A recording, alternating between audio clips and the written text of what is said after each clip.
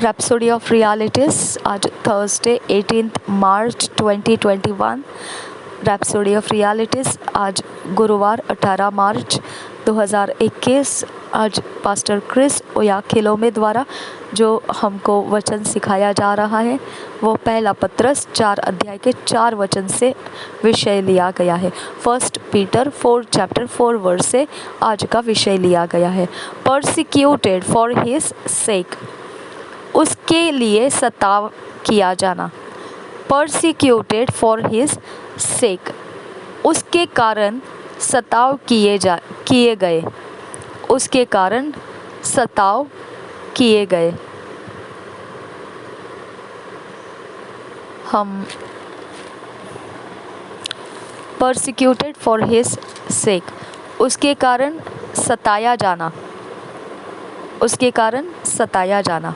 Persecuted for his sake. हम वचन पढ़ेंगे first Peter 4 chapter 4 verse. Wherein they think it strange that ye run not with them to be to the same excess of riot, speaking evil of you. Wherein they think it strange that ye run not with them to the same excess of riot, speaking evil of you. हम इसी वचन को हिंदी में DSI Bible में से पढ़ेंगे। पहला पत्रस 4 अध्याय का 4 वचन।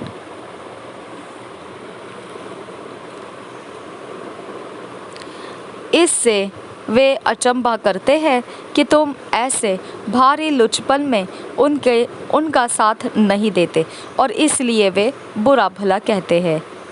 और एक बार, इससे वे अचंभा करते हैं कि तुम ऐसे भारी लुचपन में उनका साथ नहीं देते और इसलिए वे बुरा भला कहते हैं।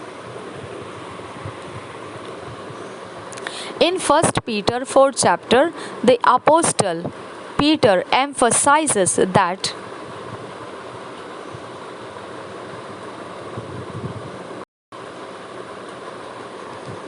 living in accordance to God's word comes with a price of being ridiculed। जो पहला पत्रस से 4 अध्याय है उसका प्रेरित पत्रस जोर देता है इस विषय के ऊपर कि जो परमेश्वर के वचन के अनुसार जीना होता है वह एक मूल्य के साथ आता है और वो मूल्य जो हमें सताव के साथ मिलता है। जो एक सताव या उपहास मजाक उड़ाया जाता है, इस प्रकार का मूल्य के साथ जीना होता है परमेश्वर के वचन के अनुसार। Many will be surprised when you don't join them in the same wild and reckless living, and so they will insult, vilify, and speak evil of you. बहुतेरे ऐसे आपको देखकर आश्चर्य करेंगे जब आप उनके संगति को नहीं स्वीकारते हो। उनकी तरह जो जंगली जैसा जीना होता है और जैसा लापरवाही से जीना होता है उस प्रकार से आप नहीं जी रहे होते हैं। आप उस प्रकार से जब नहीं जीते हो तो आपको अपमानित किया जाता है, आपको गालियाँ दी जाती है और आपके विषय में बुरा कहा जाता है। The Amplified Classic translation of the opening text tells us they are astonished and think it very queer that you do not now run hand in hand with them in the same excess of dissipation, and they abuse you। जो विस्तारित Bible है जिसमें भाषांतर किया गया है इसी वचन को लेकर वह इस प्रकार से कहता है कि वह आश्चर्यचकित होंगे और वह सोचेंगे, एक बड़ी उत्सुकता के साथ वह सोच में पड़ेंगे कि इस प्रकार से कैसे क्या होता है कि आप अभी उनके हाथ में हाथ मिलाकर नहीं चल रहे हो। उसी तरह से जैसे पहले आप चलते थे उनके संगति में आप अति अति प्रमाण में, सबसे ज्यादतियों में आप व्यर्थ बातों में उनके साथ बने रहते थे। जो लंपटता होती है उसमें आप बने रहते थे। और फिर इसके लिए अब आप जब ऐसे अभी नहीं हो तो आपको वह बुरे व्यवहार करते हैं, आपको वह छल करते हैं। Irrespective of the evil or abuses they howl at you because you follow Jesus. Never be ashamed. और बिना ख्याल किए वह आपको इस प्रकार के बुराई और गालियाँ देना वह करते हैं, और बिना आपका ऐसा ख्याल रखे हुए उसके बावजूद भी, और वह आपको घसीटते हैं कि आपको वह एक प्रकार का व्यवहार ऐसा करते हैं कि जो आपको उसमें ढकेल कर लेकर आते हैं। आपको ऐसा वो इस प्रकार से इसीलिए करते हैं क्योंकि आप यीशु मसीह को पीछा कर रहे हैं। आप उनके ऐसे व्यवहार से कभी शर्मिंदा नहीं होना है। Your association with Christ is the greatest honor ever. आपका संगति मसीह के साथ सबसे बड़ा महान रीति का आदर है हमेशा के लिए। The Bible says, for it is better to suffer for doing good. पवित्र बाइबल बताता है कि यह अच्छा है कि हम सह ले कुछ अच्छा करने के लिए। If this should be God's will, then for doing evil. अगर इस प्रकार से ही परमेश्वर की इच्छा बनती है, और अगर ऐसा सहना हम बुराई के लिए नहीं कर रहे होंगे तो। 1 पीटर 3 चैप्टर 17 वर्स। और ये वचन के आधार से है जो पहला पत्रस की पत्री 3 अध्याय के 17 वचन में लिखा है। हम उसे पढ़ेंगे। पहला पत्रस 3 अध्याय का 17 वचन हम पढ़ेंगे।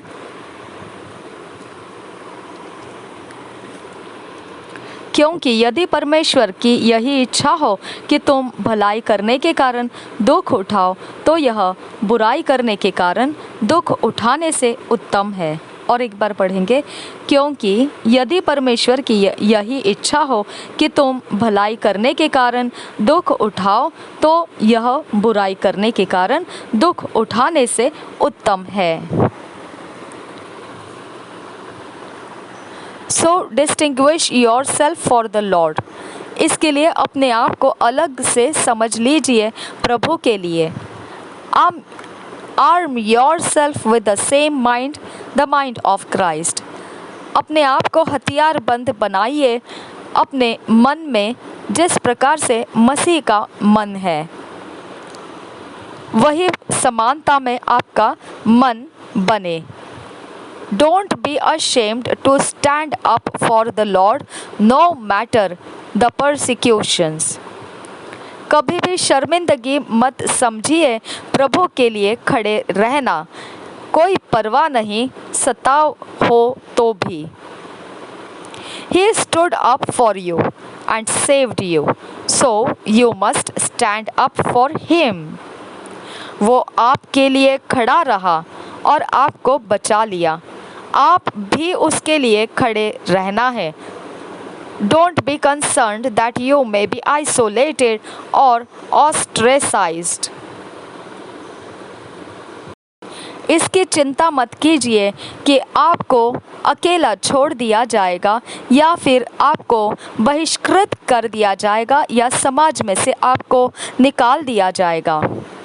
Jesus loves you even if all others forsake you, and according to the word, he won't forsake you. यीशु आपसे प्रेम करता है जब आपको सभी लोग छोड़कर चले जाएंगे। और इस प्रकार से जो परमेश्वर का वचन जो कहता है वह इस प्रकार से है कि परमेश्वर प्रभु यीशु मसीह कभी भी आपको नहीं तजेगा।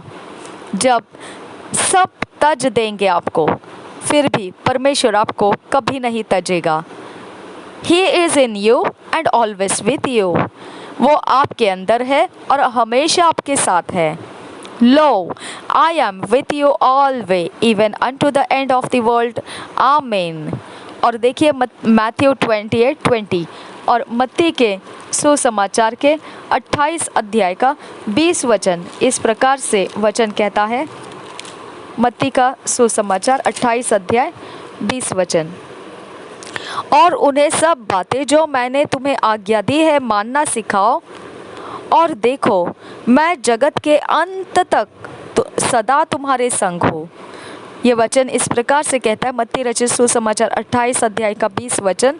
और देखो मैं जगत के अंत तक सदा तुम्हारे संग हूँ। Read his words in Luke 21:33 verse to 36 verse। आप लूका रचित सुसमाचार को पढ़कर देखिए, उसके 21 अध्याय का 33 वचन से 36 वचन तक। लूका रचित सुसमाचार उसका 21 अध्याय 33 वचन से 36 वचन तक। आकाश और पृथ्वी टल जाएंगे, परंतु मेरी बातें कभी न टलेगी। इसलिए सावधान रहो, ऐसा न हो कि तुम्हारे मन खुमार और मतवालेपन और इस जीवन की चिंताओं से सुस्त हो जाए, और वह दिन पर फंदे के समान अचानक आ पड़े, क्योंकि वह सारी पृथ्वी के सब रहने वालों पर इसी प्रकार आ पड़ेगा। इसलिए जागते रहो और हर समय प्रार्थना करते रहो कि तुम इन सब आने वाली घटनाओं से बचने और मनुष्य के पुत्र के सामने खड़े होने के योग्य बनो। हम और एक बार पढ़ेंगे इसे। लूका रचित सुसमाचार 21 अध्याय का 33 वचन से 36 वचन तक। आकाश और पृथ्वी टल जाएंगे, परंतु मेरी बातें कभी न टलेगी। इसलिए सावधान रहो, ऐसा न हो कि तुम्हारे मन खुमार और मतवालेपन और इस जीवन की चिंताओं से सुस्त हो जाए, और वह दिन तुम पर फंदे के समान अचानक आ पड़े, क्योंकि वह सारी पृथ्वी के सब रहने वालों पर इसी प्रकार आ पड़ेगा। इसलिए जागते रहो और हर समय प्रार्थना करते रहो कि तुम इन सब आने वाली घटनाओं से बचने और मनुष्य के पुत्र के सामने खड़े होने के योग्य बनो।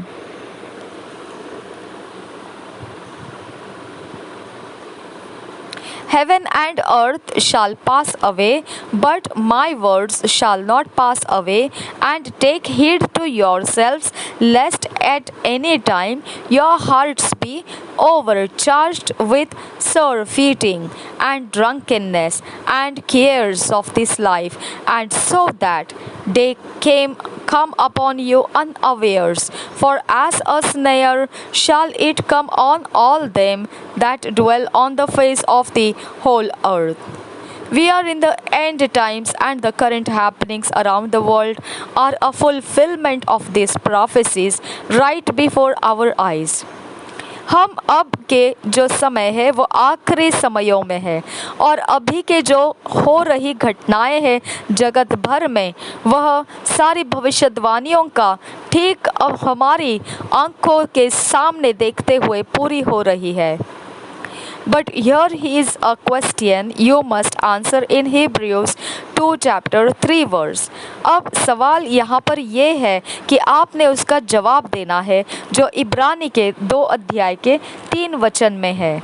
How shall we escape if we neglect so great salvation?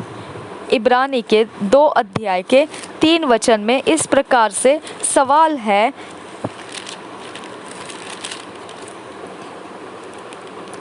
तो हम लोग ऐसे बड़े उद्धार से निश्चिंत रहकर कैसे बच सकते हैं?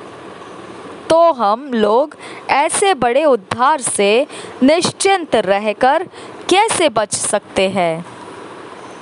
Live according to God's word and let nothing cause you to ignore or neglect your salvation। आप परमेश्वर के वचन के अनुसार जिए और कोई भी कारण ऐसा बनने मत दीजिए कि आप उद्धार को नज़रअंदाज कर सके या आप उसको बिल्कुल कम लेखें। Jesus said in Matthew 5:11-12, Blessed are ye when men shall revile you and persecute you, and shall say all manner of evil against you falsely for my sake. Rejoice and be exceeding glad, for great is your reward in heaven, for so persecuted they the prophets which were before you. मत्ती रचित सुसमाचार 5 अध्याय के 11 वचन में प्रभु यीशु मसीह ने ऐसा कहा। मत्ती रचित सुसमाचार 5 अध्याय का 11 वचन और 12 वचन, 11 and 12 वर्स।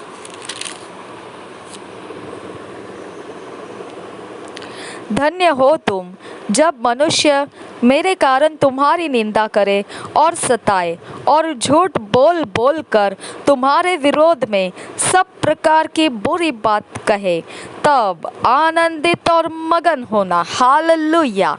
क्योंकि तुम्हारे लिए स्वर्ग में बड़ा फल है, इसीलिए कि उन्होंने उन भविष्यद्वक्ताओं को जो तुमसे पहले थे इसी रीति से सताया था। हालेलुया! और एक बार पढ़ेंगे, धन्य हो तुम जब मनुष्य मेरे कारण तुम्हारी निंदा करे और सताए और झूठ बोल बोल कर तुम्हारे विरोध में सब प्रकार की बुरी बात कहे, तब आनंदित और मगन होना, क्योंकि तुम्हारे लिए स्वर्ग में बड़ा फल है, इसलिए कि उन्होंने उन भविष्यद्वक्ताओं को जो तुमसे पहले थे इसी रीति से सताया था।